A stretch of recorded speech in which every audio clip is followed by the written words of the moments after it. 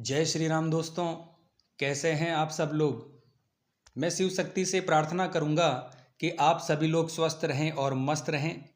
दोस्तों, आपने देखा होगा हमारी पुरानी पीढ़ी के जो लोग थे वो 100 साल तक जी सकते थे, लेकिन आज के समय में 60 या 70 साल की उम्र भी ज़्यादा मानी जाती है। और जो उसमें भी अच्छे होते हैं उन्हें इसमें भी ज़्यादा उम्र प्राप्त होती है। और बहुत से व्यक्ति कम कम उम्र में ही इस दुनिया को छोड़कर चले जाते हैं। दोस्तों, आपने लोगों को कहते हुए सुना होगा कि भगवान अच्छे लोगों को जल्दी बुला लेते हैं, लेकिन क्या आप जानते हैं ऐसा क्यों होता है। आपने लोगों को यह कहते हुए सुना होगा कि यह अच्छा आदमी था, इतनी जल्दी मर गया, और वह दुष्ट पापी अभी तक क्यों नहीं मरा। दोस्तों, गीता में भी भगवान कहते हैं कि जो व्यक्ति पैदा हुआ है वो निश्चित रूप से मरेगा। और हमारे सनातन धर्म में यह माना जाता है कि व्यक्ति के जन्म से पहले ही ये तय हो जाता है कि वो कहाँ पैदा होगा, उसके माता पिता कौन होंगे, वो किससे शादी करेगा। यहाँ तक कि ये भी तय हो जाता है कि वो कहाँ और कब मरेगा। मृत्यु को सभी धर्म में सत्य माना जाता है, और जो भी पैदा होता है उसे एक ना एक दिन मरना ही पड़ता है। आपने सुना होगा कि जितनी चाबी भरी राम ने उतना चले खिलौना। हम वो खिलौने हैं जिसकी चाबी भगवान के हाथ में है, और सब कुछ उनकी मर्जी से होता है।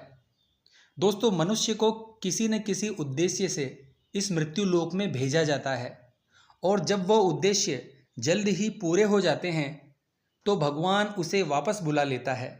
यानी अच्छे लोगों की मृत्यु भी उनके अच्छे कर्मों पर निर्भर करती है। इसके अलावा मैं आपको ये भी बता दूं कि जो लोग कहते हैं कि मरने के बाद इंसान खाली हाथ जाता है, उन्हें ये अवश्य जान लेना चाहिए कि ऐसी 3 चीज़ है जो मरने के बाद भी व्यक्ति के साथ रहती है। वो है संचित कर्म, दूसरी है स्मृति, और तीसरी है जागृति।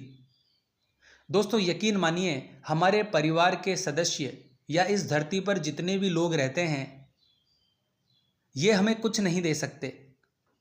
आपने कहते हुए सुना होगा कि इस व्यक्ति ने कभी किसी का अहित नहीं किया, कभी किसी को सताया नहीं, कभी किसी का दिल नहीं दुखाया, फिर भी भगवान ने इसे इतनी जल्दी अपने पास क्यों बुला लिया। इसे तो अच्छे कर्मों के बदले में ज़्यादा जीना चाहिए था, तो भगवान ने ऐसा क्यों किया। दोस्तों, आपने प्राचीन कहानियों में सुना होगा कि जब कोई ऋषि मुनि या भगवान किसी अप्सरा या देवता पर क्रोधित हो जाते थे तो दंड स्वरूप उसे पृथ्वी लोक यानी मृत्यु लोक में जन्म लेने का श्राप दे देते थे। दोस्तों, यह मृत्यु लोक है अन्य लोकों की तुलना में बहुत भयानक और कष्टदायक स्थान है। यह ऐसा स्थान है जहां दंड स्वरूप देवताओं और अप्सराओं को भी भेजा जाता है, और दंड मिलने के बाद वे देवता और अप्सराएं गिड़गिड़ाते हुए कहती थी कि प्रभु, हमसे भूल हो गई, हमें क्षमा कीजिए और हमारा दंड कम कर दीजिए।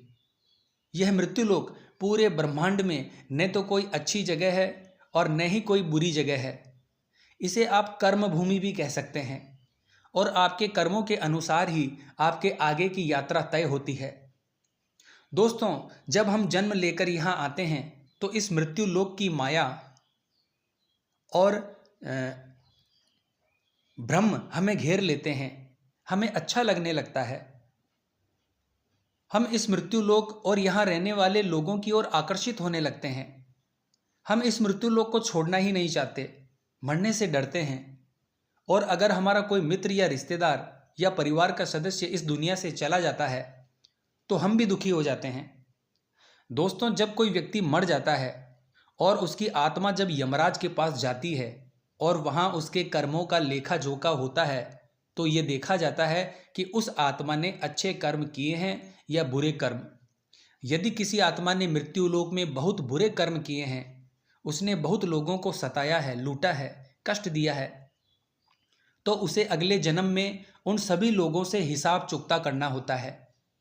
आत्मा ने अच्छे कर्म किए हैं तो उसे अगले जन्म में कम सांसें दी जाती है। दोस्तों यकीन मानिए, ईश्वर की बनाई यह व्यवस्था बहुत ही व्यवस्थित है। बहुत से लोग कहते हैं कि अच्छे लोगों को लंबी आयु और बुरे लोगों को छोटी आयु देनी चाहिए। दोस्तों, इस मृत्यु लोक में जीना ही हमारा लक्ष्य नहीं है। जीवात्मा का अंतिम लक्ष्य तो मोक्ष प्राप्त करना है, ईश्वर का सानिध्य प्राप्त करना है। प्रत्येक जन्म में हमें अपने अच्छे कर्म करते हुए चेतना को ऊपर उठाने का अवसर मिलता है, क्योंकि यदि हम बुरा काम करेंगे तो हमारी चेतना का स्तर नीचे गिर जाएगा और हमें हजारों और कभी कभी लाखों वर्षों तक इस नश्वर संसार में कष्ट भोगना पड़ता है। दोस्तों, कहा जाता है कि आत्मा को इस संसार सागर के 84 लाख चक्कर लगाने पड़ते हैं, तब उसे मोक्ष मिल जाता है। लेकिन जो आत्माएं अच्छी होती है वो आत्माएं जल्द से जल्द पवित्रता को प्राप्त कर लेती है और कुछ ही जन्मों के बाद उन्हें मोक्ष की प्राप्ति होती है। इसीलिए भगवान उनकी आयु छोटी रखते हैं, ताकि वो आत्मा इस मृत्यु लोक में कम सजा भोगे और परम धाम में जाकर परम आनंद को प्राप्त करे, शांति और परम आनंद को प्राप्त करे। और जिस आत्मा ने इस नश्वर लोक में बुरे कर्म किए होते हैं, उस आत्मा को लंबे समय तक दुख और पीड़ाएं इस लोक में सहन करनी पड़ती है और कई हजारों लाखों जन्मों के बाद ही उसकी आत्मा पवित्र होती है और उसके बाद ही वह परम धाम जाती है।